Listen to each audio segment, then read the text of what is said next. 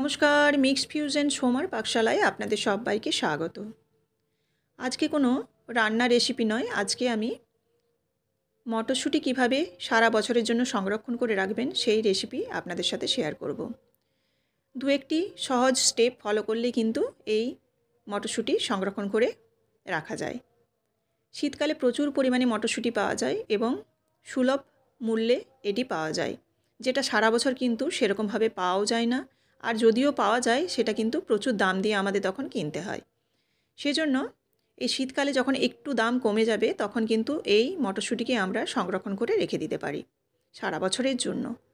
তো দেখুন, এখানে আমি কড়াইতে জল গরম করতে দিয়ে দিয়েছি। এই জলটা যখন হালকা একটু ফুটে যাবে তখন আমি মটরশুঁটিগুলো কিন্তু এখানে দেবো। আর এই মটরশুঁটিগুলো দেখুন, আমি খোসাগুলো কিন্তু ছাড়িয়ে নিয়েছি। এখানে 2 কিলোর মতো মটরশুঁটি আছে। আপনারা কমা এবং বাড়া করতে পারেন, বেশি করেও নিতে পারেন বা কমও নিতে পারেন আপনাদের ইচ্ছে মতো। জলটা যখন এরকম একটু ফুটে যাবে তখন কিন্তু এই মটরশুঁটিগুলো দিয়ে দিলাম। দেওয়ার পর এর মধ্যে দেব বড় চামচের 1 চামচ লবণ, আর দিচ্ছি 1 চামচের মতো চিনি। লবণ আর চিনিটা দিলে মটরশুঁটির যে কালার সবুজ রং সেটা কিন্তু একদমই ঠিকঠাক থাকবে, অর্থাৎ একটুও ফ্যাকাশে হবে না। এটা আমি কিন্তু 2 মিনিটের মতো নাড়াচাড়া করে কিন্তু নামিয়ে নেব। এখানে খেয়াল রাখতে হবে মটরশুঁটিটা যেন সেদ্ধ না হয়ে যায়, অর্থাৎ মটরশুঁটিটা 2 মিনিটের মধ্যেই কিন্তু নামিয়ে ফেলতে হবে। বেশিক্ষণ রাখলে মটরশুঁটিটা সেদ্ধ হয়ে যাবে গরমের মধ্যে। এদিকে আমি একটা বাটির মধ্যে ফ্রিজের ঠান্ডা জল রেডি করে নিয়েছি।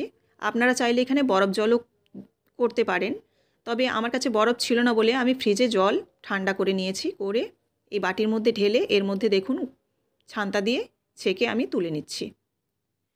এই ঠান্ডা জলে দেওয়ার জন্য কুকিং প্রসেসটা কিন্তু বন্ধ হয়ে যাবে, মটরশুঁটিটা আর সেদ্ধ হতে পারবে না।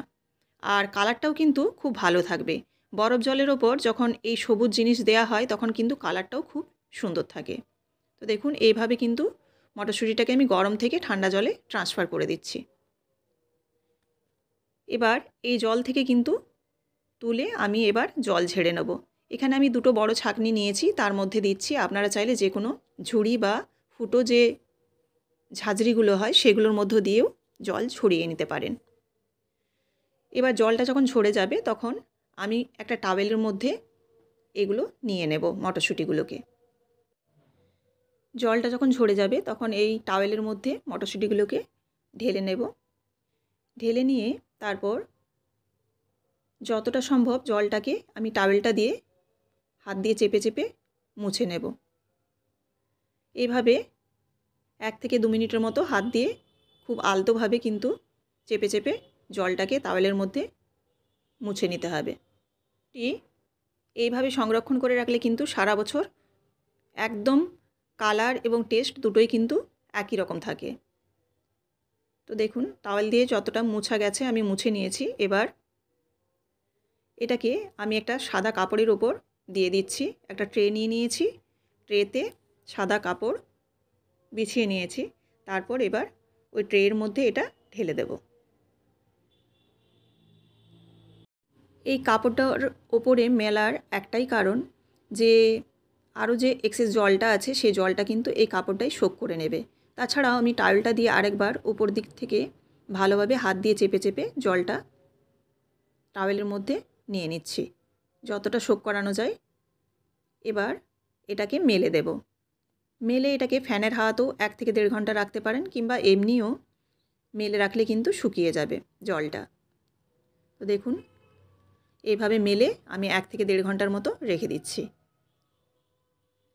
ফ্যানের হাওয়াতে হলে একটু তাড়াতাড়ি শুকোয়, আর এমনি হলে আর একটু হয়তো 1.5 থেকে 2 ঘন্টার মতো লাগবে, এরকম জলটা শুকিয়ে যাবে। আর এই যে দেখুন, জলটা শুকনো হয়ে যাওয়ার পর একদমই কিন্তু আর হাতে লাগবে না, একদম হাতে লাগছে না। এবার এয়ারটাইট কৌটোতে এগুলোকে ভরে ডিপ ফ্রিজে কিন্তু রেখে দিতে হবে। আপনারা এয়ারটাইট বক্স ছাড়াও জিপলক যে প্লাস্টিক পাওয়া যায় তাতেও কিন্তু ভরে আপনারা রেখে দিতে পারেন। তাছাড়াও আমার মতো আমি স্বচ্ছ প্লাস্টিক নিয়ে নিয়েছি, সেই প্লাস্টিকে আমি সিল করে কিন্তু রেখে দেব।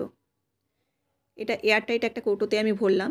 কৌটোতে হলে কি ডিপ ফ্রিজে একটু জায়গাটা বেশি লাগে, আর প্লাস্টিক হলে জায়গাটা কিন্তু অনেকটাই কম লাগে। সেজন্য আমি একটা প্লাস্টিকেও ভরে নিচ্ছি। দেখুন স্বচ্ছ এখানে প্লাস্টিক নিয়েছি। এটাকে আমি সিল করে নেব ভরে নেওয়ার পর। এটাকে আগুনের মধ্যে দিয়ে প্রথমে ভাঁজ করে নিতে হবে, তারপর আগুনের মধ্যে দিয়ে এপাশ ওপাশ করে নিলে কিন্তু ওই জায়গাটা সিল হয়ে যাবে। এই যে দেখুন আমি সিল করে নিয়েছি। তো আপনারাও অবশ্যই এরকমভাবে কিন্তু মটরশুঁটি সংরক্ষণ করে সারা বছরের জন্য রাখতে পারেন। এই মটরশুঁটি সংরক্ষণের পদ্ধতি আপনাদের কেমন লাগলো অবশ্যই আমাকে কমেন্ট করে জানাবেন। আর যদি ভালো লেগে থাকে অবশ্যই লাইক, কমেন্ট এবং শেয়ার করবেন। আর এরকমই বিভিন্ন ধরনের রেসিপি পাওয়ার জন্য অবশ্যই চ্যানেলটিকে সাবস্ক্রাইব করে বেল বাটনটি প্রেস করে দেবেন, যাতে সবার আগে নোটিফিকেশন আপনাদের কাছে পৌঁছে যায়। তো দেখুন আমি একটা প্লাস্টিক বক্স এবং আরেকটা প্লাস্টিকের মধ্যে সিল করে নিয়েছি। এটা ডিপ ফ্রিজে রেখে দেবো সারা বছরের জন্য। কম কম করে বের করে কিন্তু যে কোনো রেসিপিতে ব্যবহার করা যাবে। আবারও দেখা হচ্ছে নেক্সট রেসিপিতে। সবাই ভালো থাকবেন। ধন্যবাদ।